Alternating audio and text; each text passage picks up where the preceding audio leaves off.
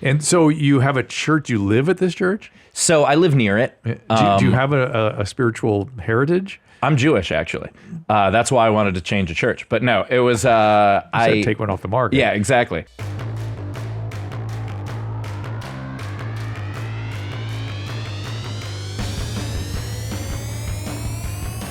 Welcome to Dr. Drew After Dark. Please be advised that Dr. Drew After Dark may contain sexually oriented content and be unsuitable for young children. Hey everyone, welcome to Dr. After Dark. We appreciate you being here and keep the winds and the sails of this pirate ship that we've got going here. Keep those emails coming at Dr. Drew After Dark at gmail.com and also the voice messages at 818-253-1693. Today, the guest is Steve Hofstetter. He's best known for his YouTube videos of fan interactions, owning hecklers. His YouTube channel has accumulated over 700,000 subscribers, 195 million views. It's at Steve Hofstetter, Hofstetter on Instagram. Steve, thanks for being here. Thanks for having me. You have a book, too. I do have a book. Tell me about that. This is my new one. It's called Follow Your Dream Unless Your Dream is Stupid. I'll do a... And how do you know whether your dream is stupid? That's kind of the fun of the book. It's basically the idea is if the work that you have to put in to accomplish your dream is something you don't want to do, then your dream is stupid. It's not just about talent. You're high. It's about, well... Or you're smoking too much weed. Well, I mean, depends on if that's your dream. Oh, you know? Well, yeah. For some you might people, be living your dream, dreaming about your dream. That's a business now. That's true. You know? It's a huge industry. It's an army. Yeah. Yeah. The basic idea of it, it's the book is about my first 6 years as a stand-up, and it's about, trying to figure out if it was something I really wanted to do. And turns out I'm 20 years in, so I guess it was. I just spoiled the end. Sorry. Yeah. Where'd you grow up? I grew up in New York City. In Manhattan? In Queens. Mm-hmm. Yeah. Born and raised in Queens, long-suffering Mets fan. Things doing better this year. For a while. I got to know Mike Piazza very closely. He's a friend, yeah. And it's a long story, but in January, people will see me with him in the Wadi Rum Desert of Jordan. That was going to be my first guess. That's of course where we ended up, right? I mean, who among us doesn't have that story? So I know it's kind of commonplace. Yeah. But he's a great guy, and we went to a Mets game with him and had a really nice time, and they killed it. That's awesome. Yeah, I mean, it's okay to be a Mets fan now. Well, I have a story about you, actually. Wait, before you tell a story, okay. That fucking stadium, that was called Citi Field. Citi Field, yeah. Easiest field in the country to get in and out of. We just took the 7 across, and all of a sudden you're there, and you walk in 30 yards, and you're in the stadium. It's crazy. And one thing that New York does very, very well is after a game ends, they run extra trains. Yes. Whereas, like when I was living in LA, and I would go to the Staples Center. There are no trains there, are there? RIP Staples Center now. Crypto Bitcoin Arena, whatever the hell it is. Yes. And so, although, why am I pouring one out for the company of Staples? Yes. I don't know why. Yes. It's not like, okay. So, when you would go to a game there, I would go to, see the Lakers or the Kings or something. Were you living in LA for a while? Yeah, I was in LA for 10 years. Where? I was in, most recently, Studio City.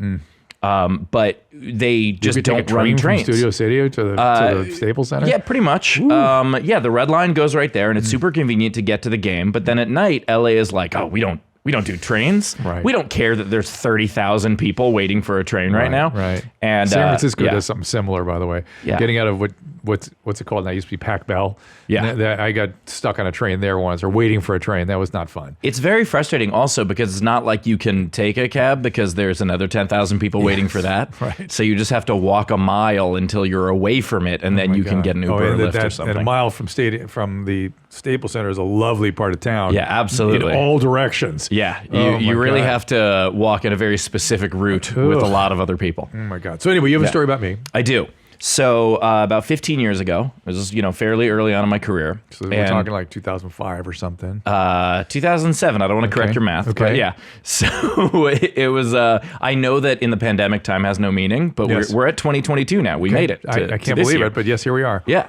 So I did a NACA for those uninitiated. That's the basically a college marketplace where comedians, musicians, speakers, former reality stars desperately trying to hang on to some semblance of fame go to this marketplace and try to get booked. This was like in St. Louis or something, right? Wasn't it? I don't remember exactly where this one was because I did a ton of them. Okay. And so you basically go there and you perform or you shake hands or whatever, and you hope that people will book you for those colleges. And now we don't do that because nobody wants to do anything at the colleges. it's I don't think it's gotten worse. There are a lot of people who are like, oh, they're so PC. And it's like, no, times always change. Yeah. Like times, I as much as I admire Seinfeld as a comic, I think even his example, because it was the interview with him that made everybody be like, oh, colleges are so overly PC. And I haven't experienced that at all. Okay. There was one, I don't do a lot of them anymore. But there was one college I did where someone complained about my set, and everyone else at the school was like, no, it was fine. Shut up. Oh, good. Wow. And nice. yeah, there will be assholes wherever you go. Oh my God. Yeah, there were. I think that was the sequel to There Will Be Blood, but or maybe the prequel. Either way, it depends on how your asshole is. The point is, you were at the booth next to mine. Okay. And it was in the beginning of a very long journey for me with mental health. It was something where I had just accepted the fact that I had an eating disorder. Oh. And I didn't really know what it was or what was causing it. And the industry, for some reason, they're like, oh, there's anorexia and there's bulimia, and then who knows what the fuck else it is. Yeah. And the idea that a guy has an eating disorder, a lot of us do. Especially back then. Yeah, a lot of us do, Yep. yet we're told that that's impossible. Yeah. And I didn't realize until really this year that it was related to anxiety. And it's been a very long process, but that was at the start of it. And I went over to you, and I had introduced myself. I said, hey, I'm one of the other acts, and I'm a young comic, and blah, blah, blah. And I just asked you, I was like, you know about this kind of stuff. What do I do? Because I was so lost. And you recommended a couple people I could talk to, and you handled it in a very respectful and kind way. And honestly, I don't do a lot of podcasts, but when I got asked to do this one, I wanted to do it just to say thank you for that. Oh my gosh, that's very kind of you. I expected it, and then you fucked me up for the next 10 years, and it took me a while to get out of it. Oh, but look, no. I haven't gotten into the end of the story yet, but no, that was something that was very, very helpful, and something that a lot of people wouldn't have taken the time to do, especially because in that moment we were there to work. Yeah. We were there to book other gigs, and for you to take the time to talk to me and give me the resources I needed. I am always happy to do that. Even more so now, because I had this crazy clinical experience that young physicians are not getting. Yeah. Both in hospital-based medicine, outpatient medicine, and psychiatric care. And I want to give it back. I want to use it wherever I can. So yeah. I wasn't as enthusiastic back then about just giving it out, but I'm always happy when somebody has a reasonable question.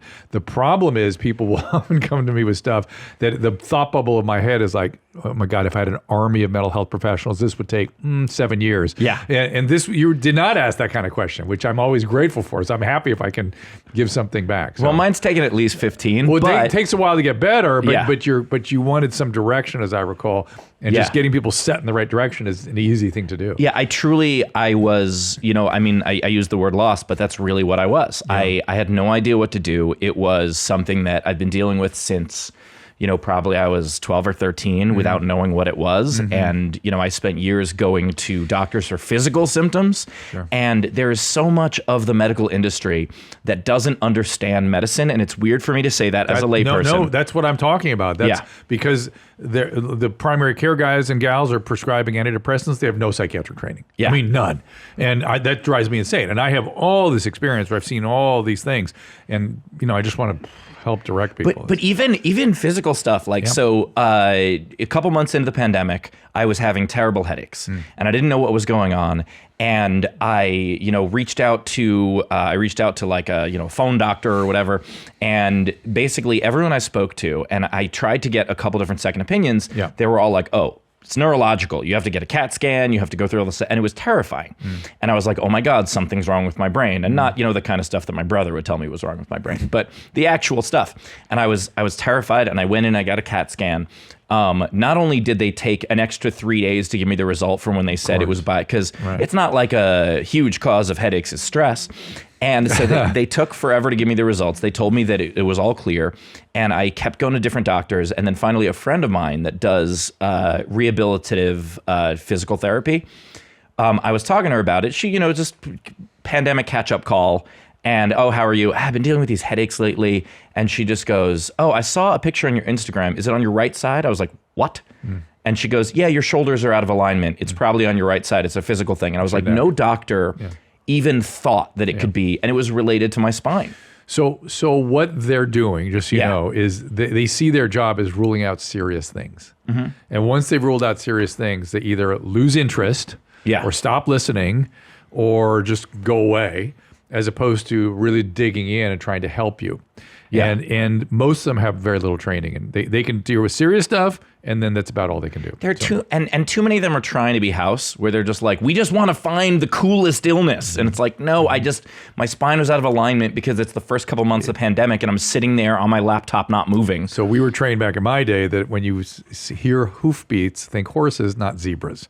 And finding the coolest thing is, it must be a zebra. It's a zebra. I know there's a zebra coming my way. And so, yes, I feel bad about that. But let me just say, as far as your anxiety and your eating and your physical complaints, and I'm gathering you probably have obsessive compulsive kinds of stuff too, that whole thing, that all goes together. It all is one little biological little thing. I've got it too. I've got some of the same stuff. I've got eating issues. I have anxiety my whole life. I'm on the OCD kind of mild stuff. And took a lot of years of therapy to get over it. What was super fun was when I, quote unquote, came out as having anxiety when I talked about it, because my anxiety does not present in the way that people are used to, which is why it took me a long time to actually learn what I had. Some of it's in your body. Some of it, you've already talked about headaches and this kind of stuff. Yeah, like I don't have panic attacks. I don't have, my version of panic attacks is wanting to throw up, and that's why it's kind of all tied in. And there were so many people, and so I wrote a long post on my Facebook about it, because also I'm changing how I do post-show stuff, and I don't stand in line for an hour meeting everybody anymore, because I just can't handle it. And most people were very respectful, and then of course there were the people being like, take these meds and do this thing, and I'm like, no, every one of us is different. And the worst thing that people can do is give medical advice when they are not trained to do so. Not only that, the tendency in our culture to try to solve complicated problems with a chemical, a pill, a weed, a whatever, is ridiculous. It's all those things are dangerous. They're all dangerous. They all have downsides. It's only when you really can expect benefit and worth the risk. Only then. I finally, in the last couple of weeks, last couple of months, I started using Zoloft. And a very, very small dosage. I, met with doctors about it. I did the whole thing. And what was hilarious to me is the side effects that they warned me about. So they didn't warn me that it was going to cause nausea. And I was like, so the medication... that's kind of rare. That's kind of rare, though. It's medication for being nauseous. Yes, I know, it can. I guess if you don't take it with food, it's a lot more likely. It just does sometimes. So they didn't warn me about that. Any medicine causes nausea, though, to be fair. Any medicine. That's true. Okay. But they didn't warn me about that. They didn't warn me about, what they don't tell you about is your fucking libido goes down to zero oftentimes, and that's very unpleasant for people. I have actually had a bit of the opposite. Oh, good. That can happen too. What they did tell me is they warned me. They were like, it's gonna make it harder for you to have an orgasm. It can do that, yes. And or they said it's a possible side effect. And I was like, wait a minute. So that may be a good thing. I was people were advocating that for treatment for premature ejaculation. I was like, I'm 43 years old and now suddenly I can fuck better. This is the best. Right, good. It reduces your anxiety. That's good. Yeah, exactly. I'm like, this is a wonderful side effect. The nausea sucked. Once I got past that, I was all right. It's also, in my experience, exactly the right medicine for the stuff you have. That's exactly the one. It has worked, and the comics I tour with, they refer to it now as New Steve, because it's like even little things. Like I used to get so pissed when something goes wrong with the hotel. You get there and they're just. I don't mind when there are mistakes. What I hate is being lied to. I hate being told like gaslit. The idea of just kind of letting things go is very new for me. Yes. And so that's what my buddies are kind of teasing me about. That's good. That I'm just like okay when something goes wrong. And sometimes when you get these, when you're in the biological state where you're able to do that stuff, then you take the medicines away and you still find a behavioral way to do it. You remember that. It's almost like getting over phobias and things. They kind of subside, and then it kind of stays subside. Well, I did date someone once who had taken herself off her meds, and I definitely wouldn't recommend that. No, it's if you're gonna go get treatment, make sure you don't make all the decisions on your own. Yeah. Make sure you're advisedly, even if it's just taking a phone call and going, hey, I think I'd rather get off this, discuss it, make a plan, and go forward. Yeah, the idea that people are like, hey, this medicine worked so well. You know what I'm going to do? I don't need it anymore. I'm going to stop taking it because it worked. I'm like, that is the opposite of how life is. Particularly psychotropic meds. And that's so typical of how people get into trouble. Yeah. So, and you grew up in where again? So I grew up in Queens. Till you were how old? I grew up in Queens until I was 24, went to LA for a couple of years, came back to New York, and then lived in LA for 10 years, and now I live in Pittsburgh. How did you end up in Pittsburgh? So I had this dream of wanting to buy a church, and not just to take one off the market, but to buy a church to convert into an arts center. And I wanted to do this. It's a charity I found in memory of my dad. Huh. And was your dad an artist or? No, but my dad was very, very supportive of my career, and he was also a huge comedy fan. And so I wanted to create this kind of foundation for up and coming comics. And so I bought this church and I turned it into a live, work, play environment for stand-up comedians. And, I did it in Pittsburgh because I could afford to. The great thing about Pittsburgh is for the price of a studio apartment in LA, you can live like the mayor. Yeah. So, I was able to do this cool thing. And Pittsburgh is also like a super underrated city. Like the way, I don't know who is in charge of their tourism, but their PR. Oh my God. First time I went there, I went, Jesus, Pittsburgh needs a PR agent, because I imagined this soot-laden steel mills, and it's like, and I was sitting on the bluff, overlooking the city. Yeah. I was sitting at the bar talking to a guy, and he goes, yeah, he was from, California or something. He goes, yeah, Pittsburgh really is a picturesque city. And I went, it is. And he goes, yeah, it's closer to San Francisco. It's like, wow, it is. And nobody knows that. Oh, it's gorgeous. I thought the whole thing was in black and white with people smoking all the time. Me too. Like just with soot covered everywhere. Just people in overalls. Yeah, they just make it seem like to live there you have to carry around a lunch pail. Yeah, right. It's actually like it's a pretty wonderful, affordable city, and it's possible they don't do PR because they don't want the prices to go up. Yeah, maybe. So here I am fucking things up, telling everybody it's nice. I haven't talked about it in a long time. I haven't been there in a few years. But you come through that tunnel from the airport, and all of a sudden there it is, and it's like what? Where's Pittsburgh? Yeah. this is like kind of like San Francisco, except San Francisco fucked itself up. So Pittsburgh is the last remaining sort of beautiful city like that. It's bridges and rivers, and it's stadiums that are great sports town, like great sports town. Yeah, and the Pirates. Right.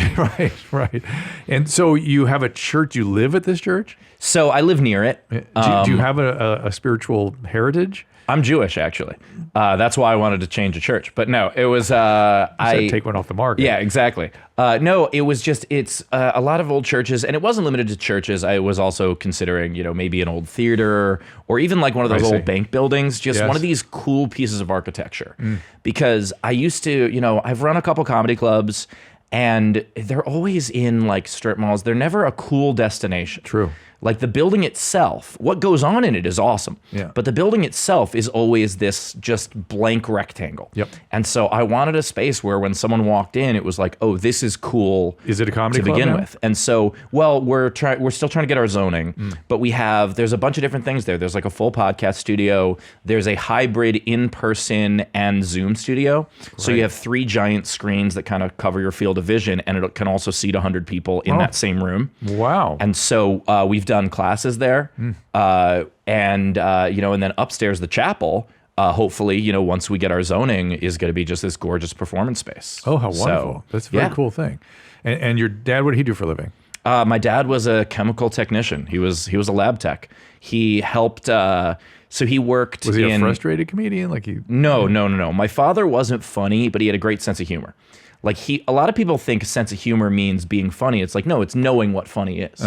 And so he couldn't necessarily replicate it. He didn't make me laugh much, but he knew what funny was. He was a big fan of comedy. He, raised me on albums of Carlin and Dick Gregory, and it was from the time I was a little kid. So he knew funny. Yeah. And I'm just flashing on a documentary I saw on Amazon Prime. I think it was called When Jews Were Funny. Yeah. And it was about the history of what's the Catskills? The Catskills, and there was a Jewish theater. I forget the name of the theater. The theater zone they were in. Sort of Yeah. musical comedies came out of there and things. And it really was the suffering. There's the first suffering group to sort of use comedy. Maybe not the first, but in the 20th century, the one that was using comedy to sort of relieve some of the suffering. Well, not only that, but the actual history of why there are a lot of Jewish people in entertainment and media is because it was a fringe industry and we weren't allowed to be in non-fringe industries. Right. And so, that horrific anti-Semitic bullshit about like, oh, Jews control Hollywood. It's like, you forced us into this, you pricks. Like the idea of Jewish people were involved in early movie studios and early television because we had no other choice. Mm-hmm. And so, that kind of began the tradition. You were allowed to be, somehow we got into doctors, lawyers, and accountants. Somehow we got there. Well, we got there. But we really did that as sort of just the standard protocol for immigrants. Well, but I think that's what immigrants do. Even if you look at the idea of like accounting or the reason why, if you look at the history, Christian people weren't allowed to handle money. Right. So they forced Jews to be Banking. bankers. Yep. And then once they forced Jews to be bankers, they were like, why are you handling our money? And it's like, because you made us do this or you would kill us. That's why. Well, and that goes all the way back to Shylock, right? Yeah. I mean, and so that's an interesting sort of thing they were thrust into way back.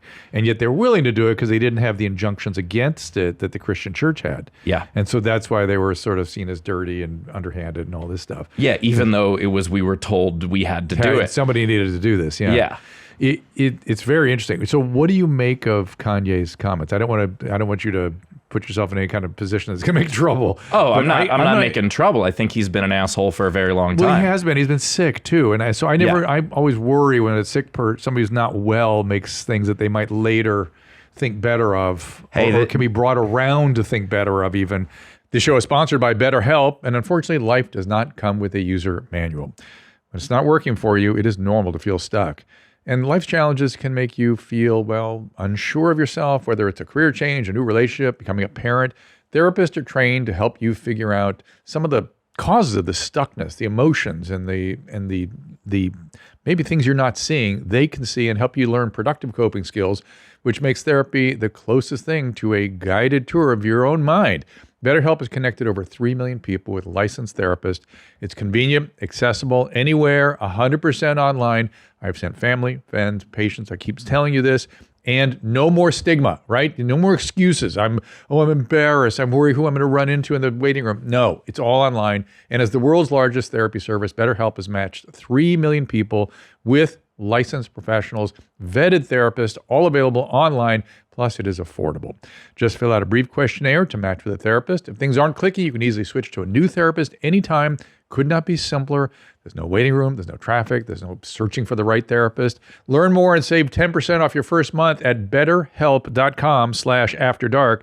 That is better, H-E-L-P, betterhelp.com/afterdark. I want to take a quick second and thank our sponsor today, Sheath Underwear. Sheath makes the most comfortable boxer briefs, and I'm a boxer brief guy, and I love these things. If your boxers have been too loose or they lose their shape or the band doesn't, Sheath is for you.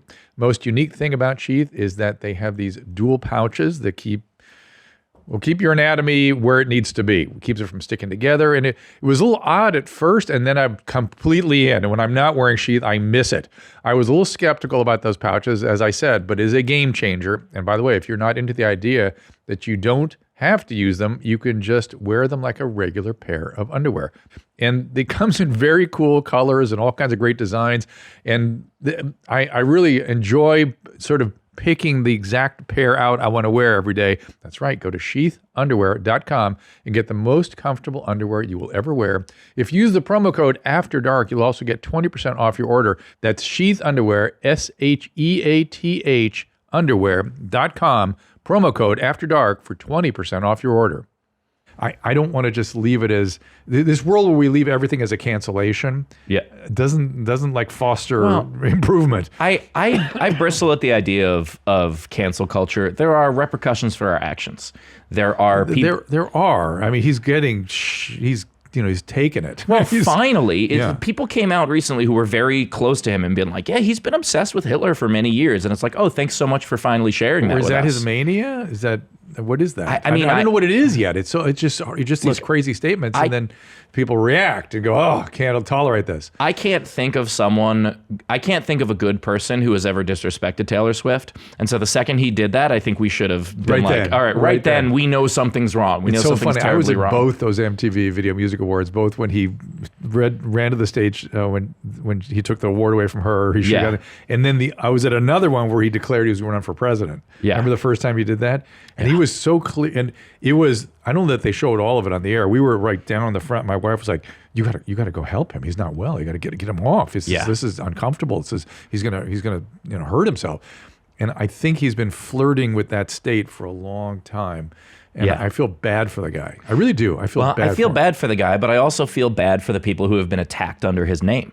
Like there's been a rise in anti-Semitism. There's been a rise in anti-Semitic attacks, and there's only so much you can. I just feel like that's been going on for a while. Well, yeah, but it keeps getting worse. I mean, you saw I assume you saw the bullshit above the 405 where people. I didn't know what to do with that. I didn't know what to. It's all awful, right? It's all ridiculous and awful, and everyone condemns it. That's the good news. Not everyone condemns it.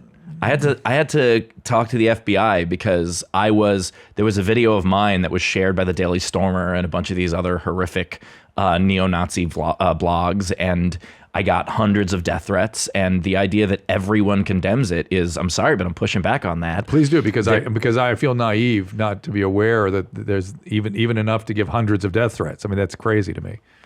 Go on Twitter and tweet, "We shouldn't want to kill Jews," and then look at your mentions. Yeah. Just a statement of we shouldn't try to kill Jews. Look at your mentions and tell me whether or not everyone condemns anti-Semitism. Okay. And I'm not saying that, there are people who be like, well, who cares about anti-Semitism when there's this culture that's being attacked and that culture. And a lot of cultures are being attacked, and it's all bad. Yes. And people like Kanye, there are more people that follow Kanye on social media than live in the country of Israel. And there are already enough people that conflate the country of Israel with secular Jews who live completely in another part of the world. Right. I've been to Israel one time, and it was for a wedding.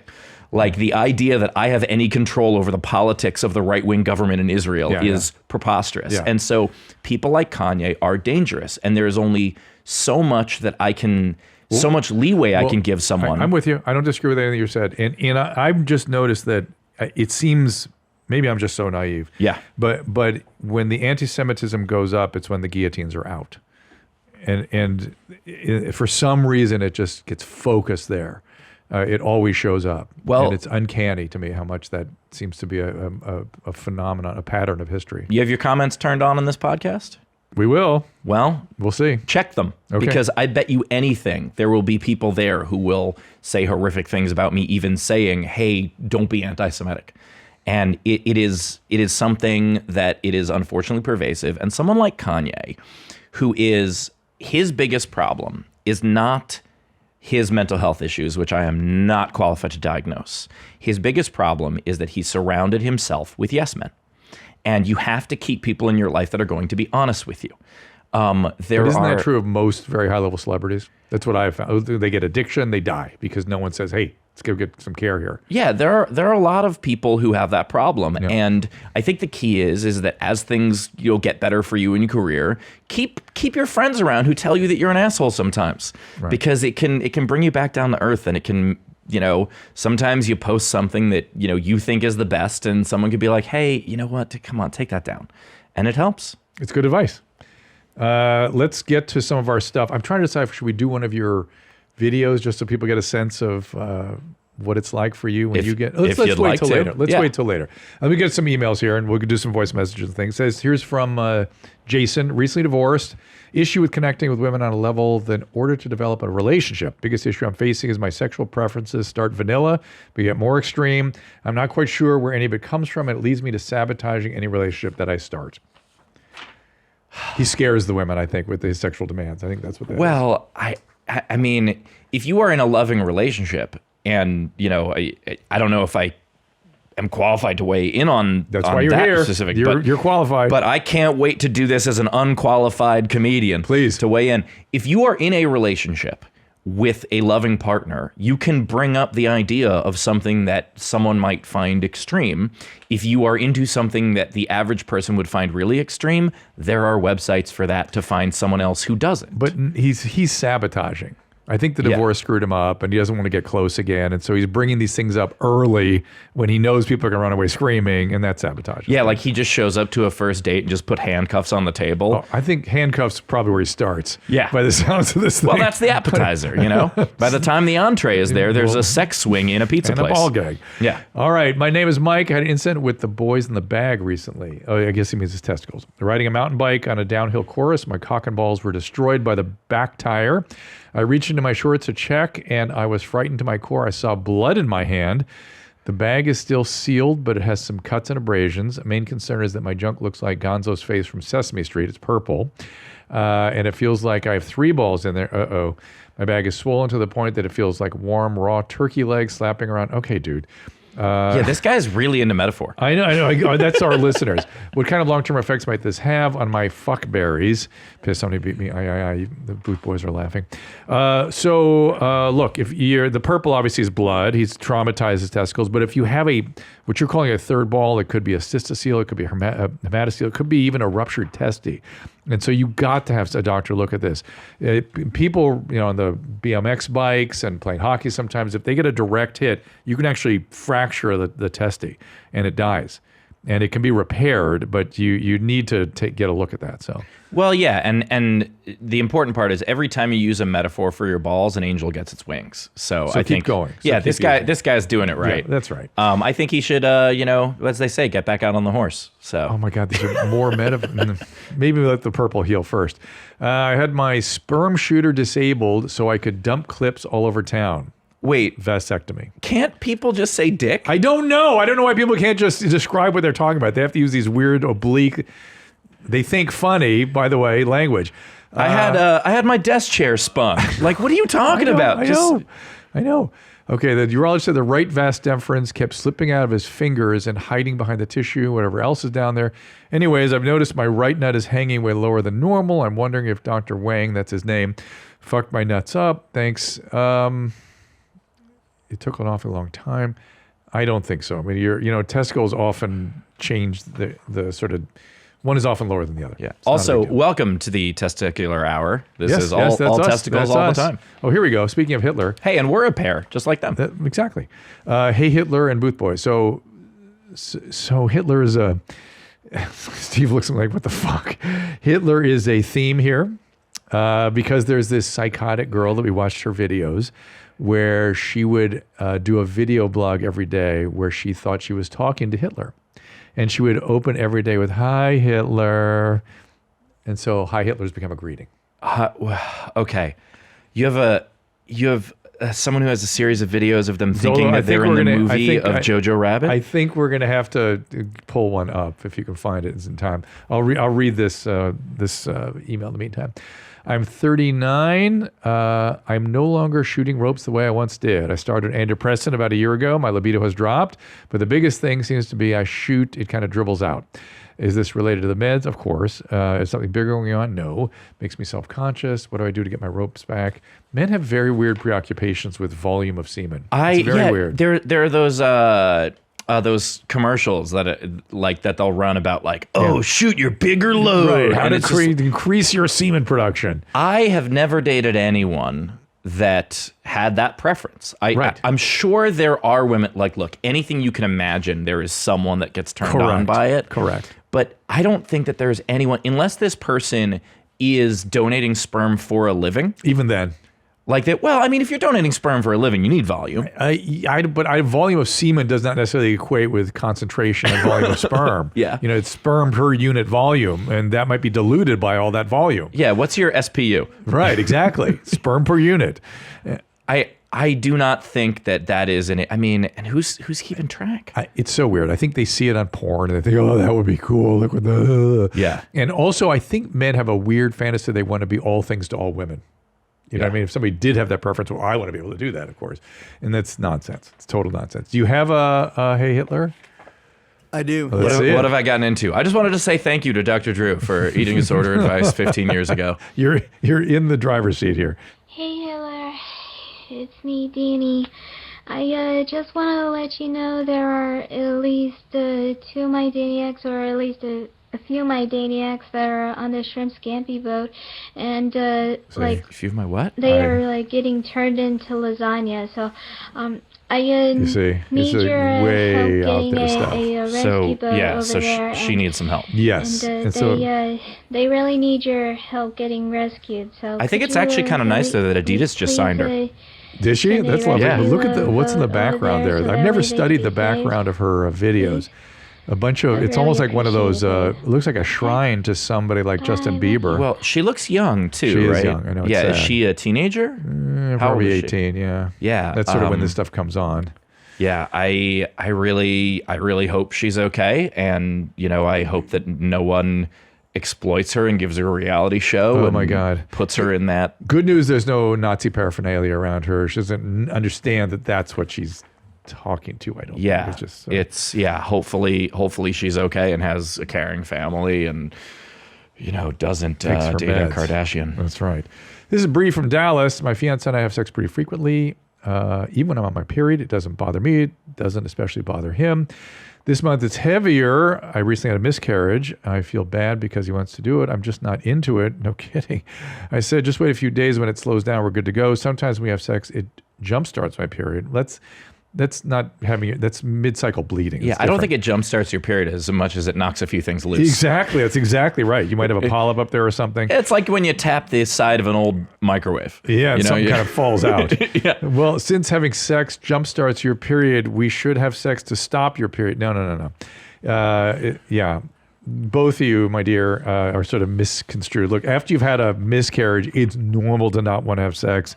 You kind of can have a whole mood disturbance that follows that, not uncommonly. Yeah. And in terms of mid-cycle bleeding, you got to talk to your gynecologist about that. I don't know if you're on birth control pill or something, but something is causing that mid-cycle bleeding that's being stimulated by the sex, not something you should just assume is your period. People get so confused about I this. would also, do people think that all bleeding is their period? That's what they Like they tend get to a think. paper cut and they're like, oh no, my period started early for my finger. Oh, no kidding. And they start going, I've been bleeding for 6 weeks. I've had my period for 6 weeks. No, that's something totally different. Or Yeah. I had my period 3 times this month. No, that's You're like, no, you got shot in the vulva. Yeah. You should get that checked out. it's about the same.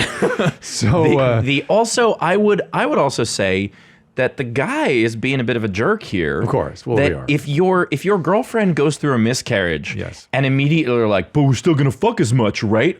Maybe give her a couple days. Just- give her. She's literally asking for a couple of I know. days, and he's like, no, we gonna fuck now. We gonna fuck a lot. Forget that baby's already gone. We gonna fuck. I like the way she's like okay with it. Like he really loves me. It's like no, this guy likes. Yeah. He likes what you got there. And by the way, you're exactly right. He needs to pay attention. Gosh, we have more of this right now. This is an IUD question. All right, as here long it as is. there aren't a lot of same thing. metaphor. No metaphors. This is the women ask the questions directly. Yeah. My husband and I have tried to have a baby for 3 years, had an IUD for 3 years. It was removed. It was first and only birth control I'd ever been on from 20 to 22. Before the IUD, my periods were 5 to 7 days normal flow. After my cycle, immediately the following week was super light, only lasted 1 to 2 days. This is because of the progesterone from the IUD. Yeah. Since then, it has remained the same, has not come back. When bringing it up to my gynecologist, she said I was just lucky. They're back to physicians not really listening to Yeah. things. Could this be a sign we haven't been able to conceive? Could the IUD have screwed things up? Yes, you might not be cycling yet. You might not even be having enough estrogen produced. There are women that have certain. There's a guy named Andrew Goldstein that has this whole theory about the way the estrogen and the progesterone receptors are set up. And about 20% of women being on long-term hormone can kind of permanently alter things.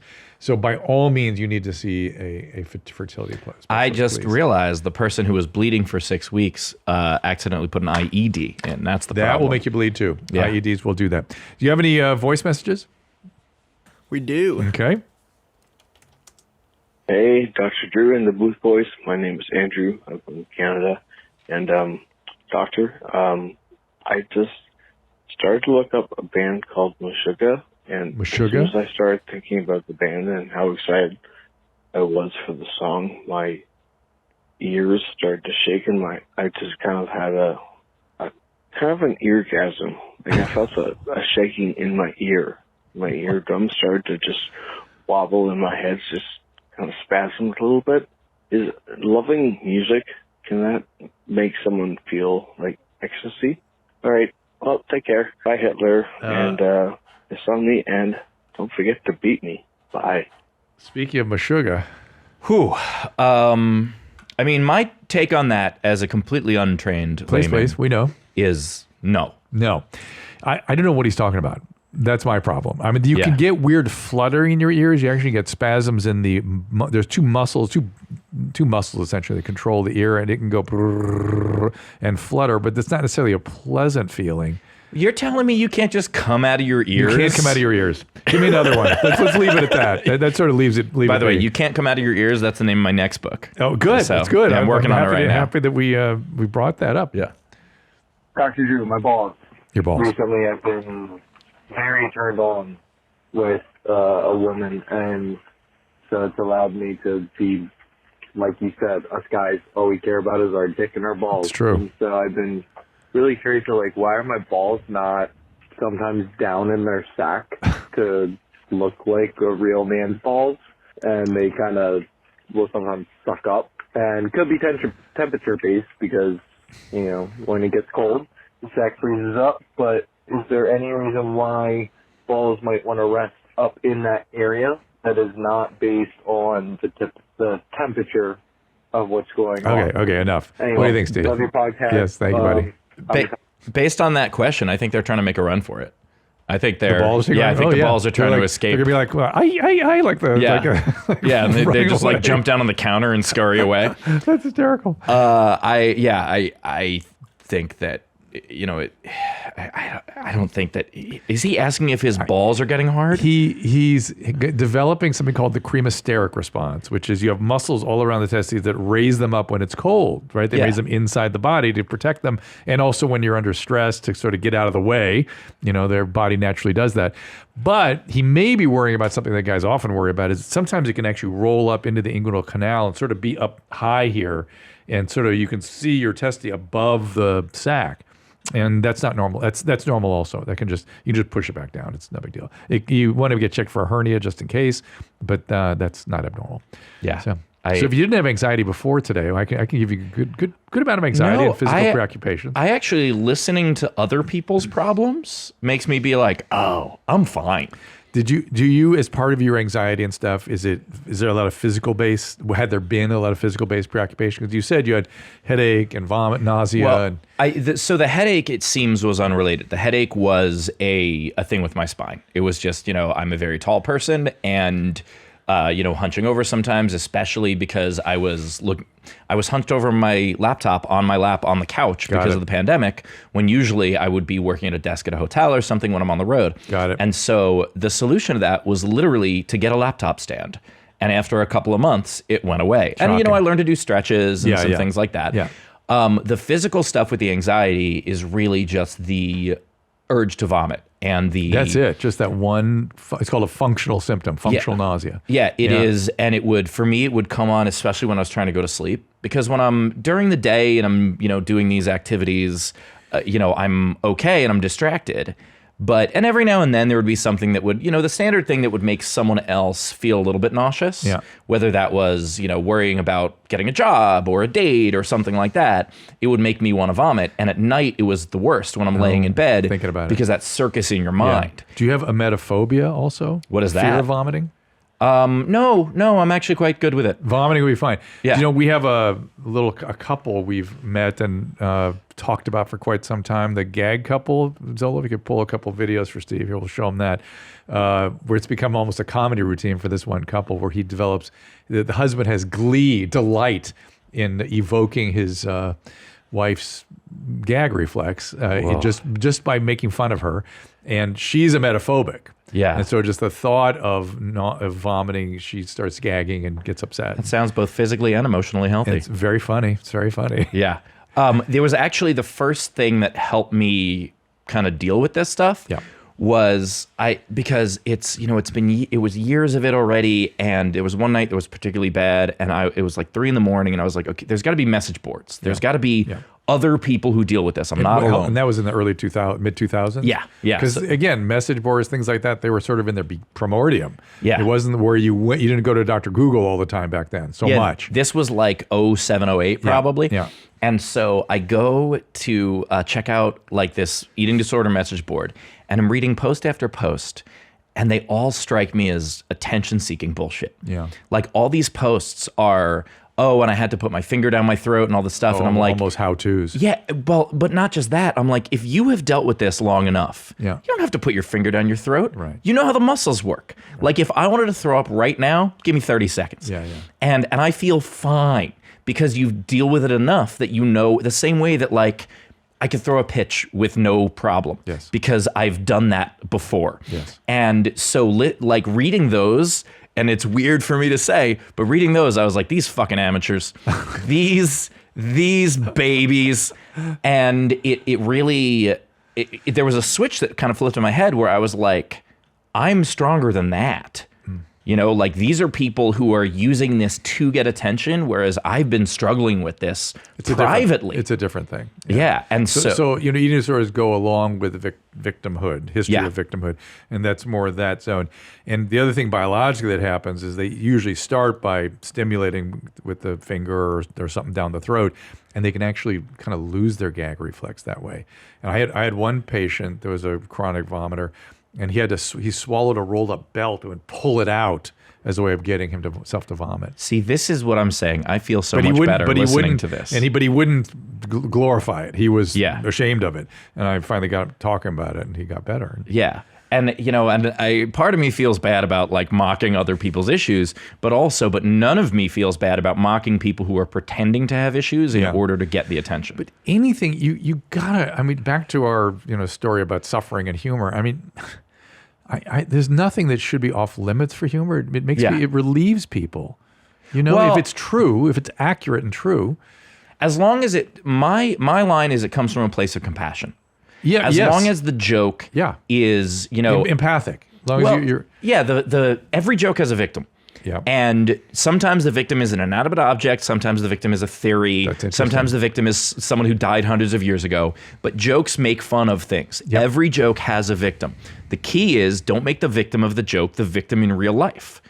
And, people use the phrase punching down, which I don't like that phrase at all because that implies that someone is beneath you. Yes. It's not punching down or punching up. It's, you make fun of the king. You don't make fun of the peasants. Yeah. Well, they do. People make fun of the peasants, but you better be accurate. You better be revealing a truth. Yeah. Well, not just revealing a truth, but in some sort of compassionate way. Yeah. Fair enough. Yeah. I do think that as long as the joke is written from a place of compassion. It's interesting to me as in this Your Mom's House world where they look at these videos of people behaving much like the Hitler lady. Yeah. And it's funny, but I always feel sad and bad. I feel really sad for these people, always. It just looks, oh my God. But it is funny. Yeah, it's also funny. Yeah, I mean something like that. Like I can't watch that and feel anything but like, oh no. Yeah, so sad. Yeah, but I do think that piling on to me is not funny because it's easy. It's not even about is it mean. It's not even about it's hacky. Well, I want to see how you go after your hecklers as it pertains to going after somebody. But first, I want to show you the gag couple here, just so you get a sense of what I was talking about. Okay. And I've talked to this couple. I love them. Here they are. Hey, Lore! Not doing this again. Great outfit. How was your Not meeting? doing this again. It's good and I have another one, so. She's defiant. Well, I hope you don't puke You're out in your not- outfit when I do Not this. doing this again. I'm not doing this again. There- oh, I can't do that. I cannot. You seem to be doing it. Oh my gosh, stop. Oh my gosh, stop. One Turn it more. off. One more No. for the kids. No, turn One it off. more. Turn it off. I would leave someone so quickly if they were to do that. Like it is such a struggle for me. Yeah. And to the idea of having a partner who is like, hey, you know what would be great? It's really, but she has been fine. It's actually reduced her emetophobia. It's deconditioned her a little bit. Well, because I've talked to them. I've talked to them. I look, She's whatever, in on it. She's whatever, in on the joke. Yeah, whatever people are into, fine, that's their thing. But like, I don't think you should be purposefully cruel to a partner in order to, like, we're on the same team. You could be, one of my favorite things is to mock other people. Together. Yes. Yeah, you bond over that. You know, you figure out who you hate together, and that brings people closer. But no, I would never want to be with someone who figured out what bothered me and then was like, I'm going to do that a lot. Let's talk about what you've done with the audience. This is something that went absolutely viral. It's Heckler owned with Steve Hofstetter. And do you want to set it up?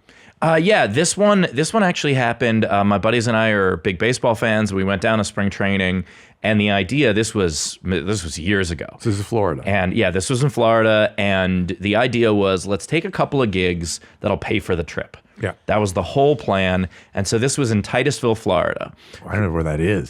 Titusville is where the space program used to be. Huh. And they're like, the post office is closed, the schools are closed. Like, they were so thrilled to have a show. Wow. And so I think this was the first time that it was like the sheriff was there, the whole town came out because they were just, I felt like this was the town from Laughter Footloose. Like they just hadn't had anything for a while. And so we're doing the show and the crowd is great. And, you know, this was before my crowd was coming to a show. This was when like maybe 40% of the room knew what they were getting into. And the rest were just people from Titusville. And so this person's granddaughter was a fan and brought her grandmother. Okay. And now her grandmother is fucking famous in Titusville because this clip got 3.5 million views in 3 days. Oh my God. This was the first thing I had that truly went viral.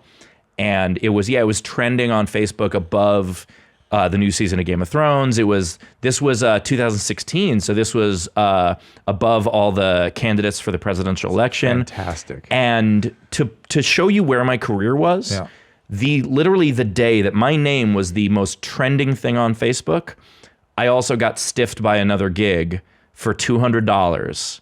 The $200 they owed me because they opened late and a couple people left and they said we didn't hit the minimum of people that had to be there. Oh my God, how and crazy. And so literally the same time this was happening I wasn't even getting paid for gigs that I was supposed to get paid for. Weird, so right? That puts you in the, it was very weird to be somewhat famous and also no one cared at the same time.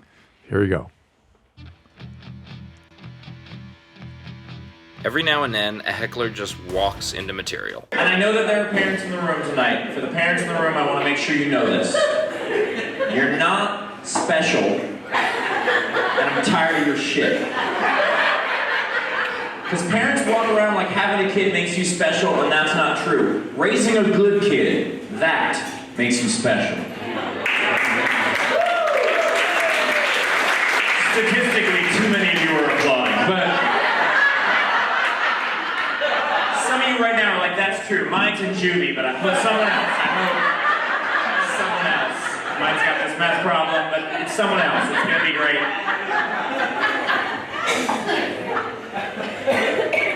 It takes more effort to order a pizza than it does to have a child. Bullshit. Uh-oh. This is the grandmother? Well, hold on, I got this. Tell me this. Florida grandmother. What? Has anyone ever ordered a pizza by accident? Yeah,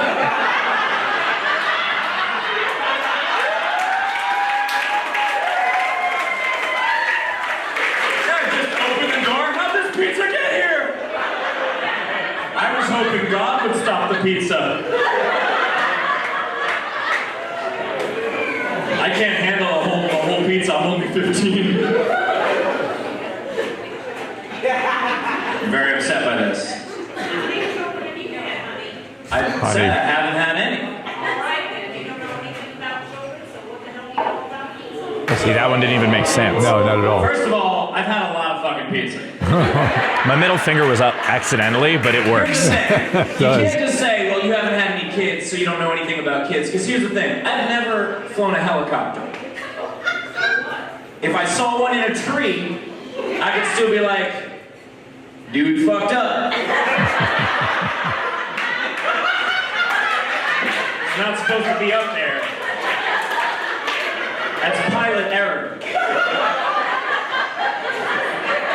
I don't expect a pilot definitely all pissed at me, like, until you've understood the pressures of flying a helicopter, you can't possibly know what it's like to fly a helicopter. I've got 3 helicopters, I haven't slept in months. Like, no. I get what you're saying, but when something's fundamentally wrong, you can just tell. I hate that stumble. You a sports fan, Roll Miss? You a sports fan? Sure. Who's your favorite team? Oh, Redskins. So this was a while ago. Do sometimes when the Redskins play and they don't win, you get mad? So she's trying to backtrack. Yeah. Well, let me rephrase my question. Do you ever get upset? I'm a Redskins fan, do or not. Oh my gosh, she's refusing to answer you, really. Well, have you ever played professional football? Yeah, I was trying to walk her down that path. Yeah, she won't go. So what the fuck do you know about football, man? You know, this little piece has sort of never been more pertinent, right? You put it in historical context. I think there's a general, I'd forgotten how much people were resistant to the idea that their parenting figured into anything. Yeah. And that their kid wasn't perfect and everything wasn't idyllic. And all you had to do was love him, love your kids, and they'll be great. My dad used to say the 3 things people will never admit that they're bad at. Yeah, parenting. Are parenting, sex, and driving. Oh, yeah. Those are the 3 things that, like, oh, no, I'm fine at this. And it's like, oh, you know, some people are going to be below average. Yeah. But I think there's greater anxiety around parenting now and a greater acknowledgement that you're just not all good at it. Well, there are people who believe that, like, oh, well, I'm a better teacher than teachers. Yes, that still happens. And yeah, that's one of the biggest thing now. Yep. And someone like this, I was lucky in that, you know, I started the clip with the every now and then someone walks in a material because except for the football part, yeah, all of that was like the next part of the bit that I had pre-written. And she was saying exactly what led me to that. The pizza. It was, the pizza stuff, the helicopter thing. Oh, wow. The helicopter thing at the time was one of my biggest punchlines. Oh, my gosh. And so part of why I was so able to just kind of sit there, take a sip, wait a little bit, is because I knew I had the kill shot. Yeah. And she just kept walking into it. She was doing exactly what I was making fun of in the bit. And so it just made it real easy to reply. And some of the kind of behind the scenes with that video, so, you know, we were poor comics and we were staying in this little kind of roadside bed and breakfast, but not really, you know? Yeah. And so there was no good place to record that intro. And so literally that's the ceiling. I bent down and I videoed, like, there was no white wall behind me. It was this disgusting, ugly, like, bad curtains everywhere. And so that white wall is just the ceiling because I couldn't afford a decent hotel room. Oh my gosh. And when we posted it, I knew it was a good clip. But when I posted it, the internet was terrible. Mm-hmm. And so it's uploading slowly. And we had to wake up early to go to a game. We were there for baseball. And so I upload it and I go to sleep. And before I go to bed, I say to my buddies that were there, I said, hey, I think this is going to be a pretty good clip. I think this will get like 10,000 views. And we woke up a few hours later and it had already had 50,000 views. Yeah. And it just started being, you know, number 1 on Reddit, number 1 on Facebook, number 1 on Twitter. It was just so crazy. It just kept boom, boom, boom, boom, boom. People forget that earlier, right around then was when people were getting off broadband. Remember that? Yeah. I had an internet company in 99, 2000, and we did a weekly television show, but nobody could watch it because nobody had broadband. Yeah. And then they got broadband, and you could see like cartoons on it, and that was about it. And then all of a sudden, video got compressed, and you were right there. That was right when that started happening. I started posting to YouTube in 2006. Yeah, I'm a pretty early adopter when it comes to tech. Actually, this is a weird thing, but I still have the record for the most Facebook friends because I'm the reason that there's a limit of 5,000. Oh, interesting. Yeah, they're like, and every now and then there'll be like some news article about this that from some other country, and I'll get a Google alert in German, and you know, and Steve Hofstetter. It's a weird, yeah. It's well, you know, Hofstetter doesn't need to be changed. I know. But it's a bizarre thing. It was the early days of Facebook. I got on in late 2004, And I was kind of making fun of the idea of what is a friend, because online our friends are just people who accept a connection. Right. And so I had this quest for 10,000 friends, and then it snowballed. And I was writing for College Humor at the time, and so I had a bit of a platform. And so I, wrote about this, and then I ended up with 200,000. And oh my gosh! And there were a lot of copycats, but they weren't copycatting it as a funny thing or a promo or a social experiment like I was doing. They were doing it to sell ringtones. That's how long ago it was. Yeah. Sell ringtones and poker websites and all this other stuff. And so Facebook kind of cracked down on it.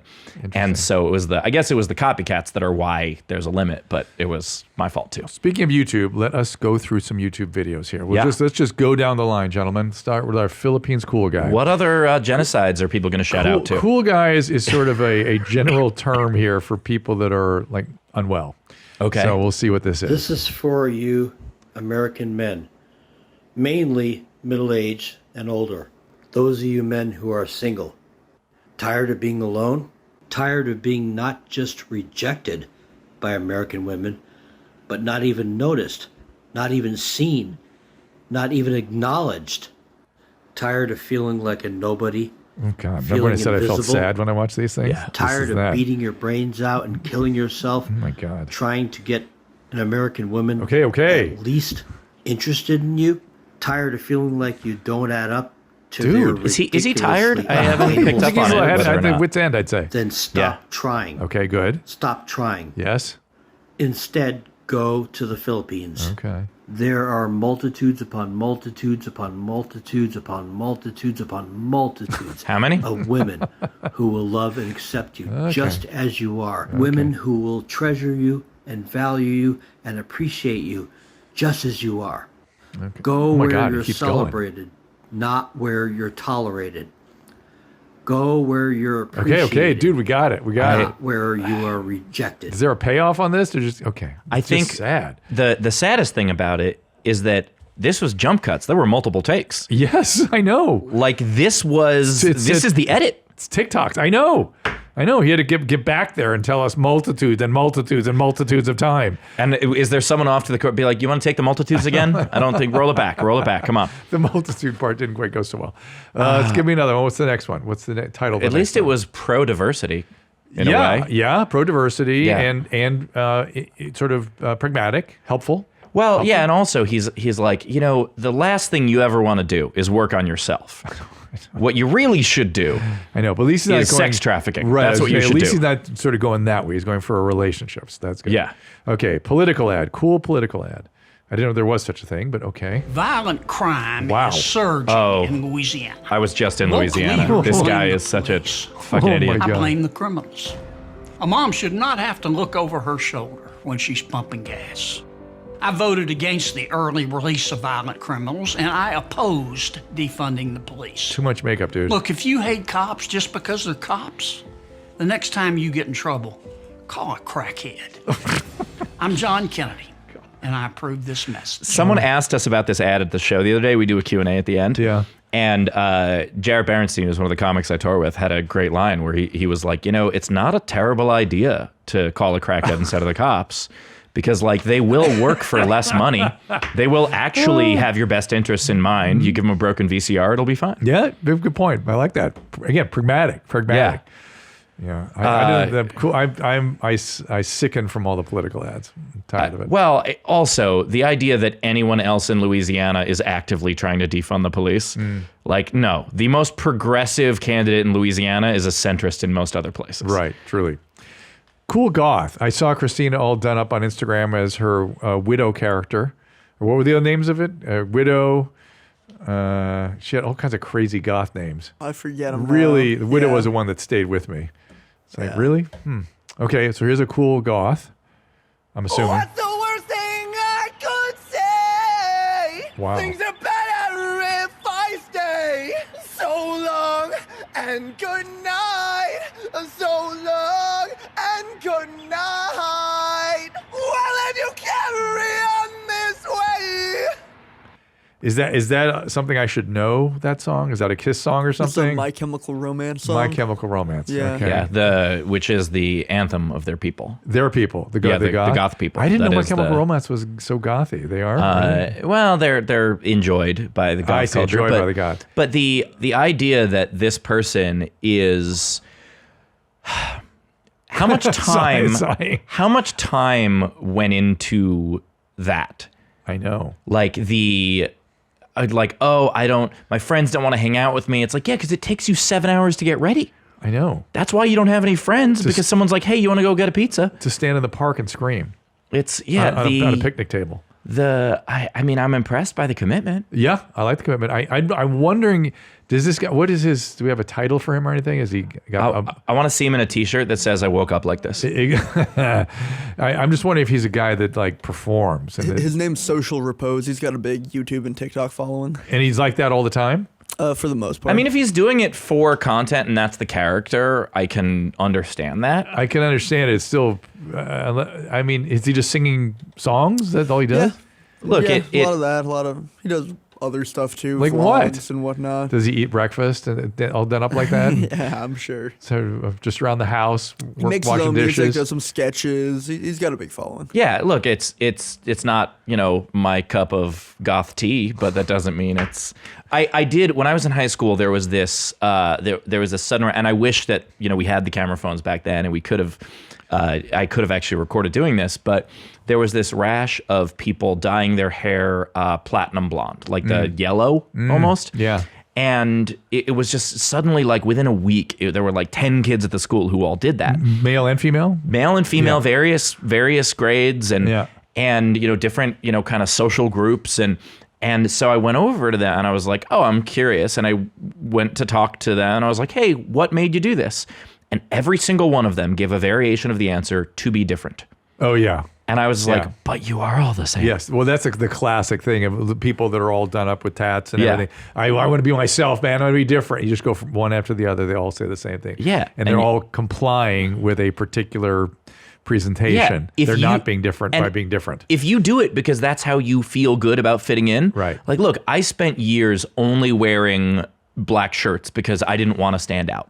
Because, 6'4" with red hair, I stood out enough. I kind of wanted to blend in. And then as I get older, I realized that, like, hey, it's kind of fun to peacock a little bit.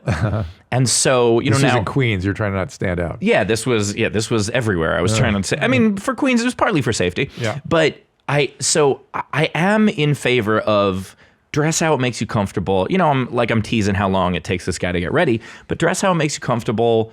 Do what, as long as it doesn't bother anyone else, that's fine. But don't pretend it makes you unique if thousands of other people are doing it too. Did we tell the story yet about how comedy happened to you? No, we haven't. How did it happen? I was, surprised, bullied a lot in school. And it was something where there was a girl I had a crush on. And how old are you roughly? I was 13. And she recommended I join the improv group. And it was the first time I was like, oh, someone else thinks I'm funny. This is incredible. Someone I think the world of thinks something good about me. And then, and I just joined it to be close to her because that was, the kind of idiot I was back then, where it's just like, pretty girl says something, she smiles at me. Every 13-year-old male, you mean? Yeah. So I joined this improv group, and the rule at the time was, my school had this improv club, and we were real cutting edge. We had VHS tapes of the British Whose Line Is It Anyway, the original. So we felt real badass, because you couldn't get that stuff in America. Oh my gosh. We had the bootlegs. You're studying it. So yeah. And then we would just play the same games they were playing. Right. We didn't understand that long form even existed. So the rule was your first day, if you were new, you had to do a scene. And I tried to slump down in my chair, did not want to be called on, but I was, and I had to go up and I got laughs. And it was the first time, at the same time in my life, I'm trying to find myself. I'm trying to, I'm going to be a baseball player. I can throw 45 miles an hour. I'll go pro. And, and I tried art. I tried, my buddy was great at guitar. So I was like, I'll play guitar too. And I was like, terrible. And so this was the first thing that I was like, oh, I'm actually good at this. This is something I'm getting positive attention for. And within 2 weeks, she had quit the improv group and I was already hooked. And it became my thing. And what's crazy is I went to a school that had a lot of people that ended up going into the arts. And so... Anybody we know? Oh, yeah. That's what's crazy. And so I ended up in a play with Chris Hayes from MSNBC and Lin-Manuel Miranda. Oh, wow. And so Lin was a year below me, and he was, to get your stuff produced, like we had a big theater program, and so to get your stuff produced younger than senior year was unheard of. And he had a play that was produced when he was a sophomore. Wow. And like, it's one, you hear a lot of we knew it then. No, we knew it then. Yeah. We absolutely knew it then how talented he was. And that was just a straight play, not a musical, or was it also... I believe his was just it was in this form of just these one-act plays. Yeah. And so we would do these, it was a production of 5 student-written one-act plays a year. So I was in one that Chris wrote, and then one of the others was one that Lin wrote. And there was a kind of an improv-based thing in between the plays as they're, redoing the sets, that Lin had put together as the premise, and I was in it. And so it's just a wild thing to look back at. I have the program from it. Oh, wow, cool. Yeah. I'm remembering now back years ago on Loveline, some woman called in who knew Lady Gaga when she was like 15. Yeah. And we were asking these kinds of questions. She was like, oh, no, this was a different thing. Yeah. And the mom kind of knew it. And the mom was sort of cultivating it, but we all knew it. We all knew it. Yeah, like no one, extraordinary happening. Chris was, very smart and, engaging, but no one was like, he's going to be one of, the foremost political talking heads on the left. Like no one had that. Right. But everyone knew that Lin was going to be something. Interesting. Yeah. We have another video, right? Would you take it off the list? I got another one for you. Okay. You can't touch this, nah, nah, nah, nah. Hey, you can't touch this, nah, nah, nah, nah. Hey, MC Hammer said it best when he said, you can't touch this, nah, nah, nah. You called me, but I called you back. What does that even mean? You want to play reach out and touch somebody? Let's play reach out and touch somebody. Woo, you can't touch this, nah, nah, nah, nah. Is that a song to his dentist? I don't know. His dentist can't touch it, that's for sure. Well, one of our defining features of the cool guys is the messed up teeth. That's sort of all cool guys. Yeah. I love this guy, though. I think this guy's fantastic. We need to bring him back. We need to find out what he's up to. Occasionally, I have these instincts where I want to go meet the people we're watching. Yeah. And I've done it. And they do not disappoint, let's say. It's always richer and more interesting than you could imagine, but they do not disappoint. I always wanted to pitch a TV show called Backstory. Yeah. Where you just find some of these people, because the one that gave me this idea was there's this restaurant that's like on the ice at Rockefeller Center. Yep. And I was having lunch there, and I was just staring at the ice, and the server comes over and just goes, "That's Bruce." I was like, how did you know what I was looking at? Because there was this guy who was probably like late 50s who was just ice dancing. Yeah. Everyone else is, these little kids and families. Like effectively, or sort of like... He's doing jumps. Okay, Dude was really doing jumps, really twists, everything. And he's doing it as if he's showing off for cameras that aren't there. Yeah. And I was like, how did you know what I was looking at? And how do you know tell me more about this? And she said that this is a guy, he's got like a season pass. He comes there every day. And I'm like, how do you have the money for that? It is very expensive to skate at Rockefeller Center. And like, how is this your thing? What is his background? I want to know, who is this guy? Does he wake up in Staten Island, take a ferry, go over? Like, who is this guy? Yeah. And so stuff like that fascinates me. Me too. I want to know more about MC Hammer's understudy here. Yeah, me too. Also, the relevance of singing to MC Hammer now. I like it. Just the where he's like, you know what people are going to really vibe with. And also, you called me, but I called you back. I think I'm wondering, Zolo, do you have any details? Is that like a video FaceTime or something? That was posted on TikTok. He posted it on TikTok. Yeah. It wasn't the receiving end that put it up. It seemed like it was. That's what I'm wondering. If somebody got that voice message or FaceTime message or something. It seemed like he was bragging, but that's the opposite of what you would do, because it would be like, I called you back, but you're the one that called me. Yeah. Like, that's more of a brag, but instead he was like, you called me, but I called you back because I'm a badass. And I was like, but no, that's not. You didn't answer. You called them back because you were obsessive compulsive and couldn't let a call go. So funny. Well, Steve, our time here is up. It's been a privilege. Good luck with the book. Follow your dream. The Instagram at Steve Hofstetter. Was it all you expected? It was fantastic, and I'm on tour right now. I've got about 30, 40 more cities before the end of the year. Still love it? Yeah, absolutely. Yeah. Well, I love it. I should say I love it again. Because for a while it was kind of getting to me because of all the anxiety stuff. The anxiety stuff, and and also you bang your head against the wall for a while. I don't mean like the mail order someone from the Philippines, like that guy was saying. You bang your head against a wall for a while with your career, but things have kind of been popping for me lately, and so I can travel more comfortably. I can tour with my friends. I can and it's more fun now, and so I've kind of found the joy in it again. Cool. Well, you're welcome here. Thank you for stopping by. Drew, thank you. And honestly, thank you for setting me down the right path 15 years ago. I'm so glad really that worked. It really is. You have to know that when people come to me later, when they're in their recovery and stuff, and I did something that got that going, it really motivates me to do more. So you're going to help somebody else just by giving me this little feedback. So I appreciate it very much. I'm glad to do that. And you're welcome for whoever that was. Yep. To whoever that is that's listening right now, I did that. So thanks. Steve did it. See you next time. All conversations and information exchanged during participation in the Dr. Drew After Dark podcast or interaction on the drdrew.com website is intended for educational and entertainment purposes only. Do not confuse this with treatment or physician medical advice or direction per se. You must always follow your medical professional's advice and direction.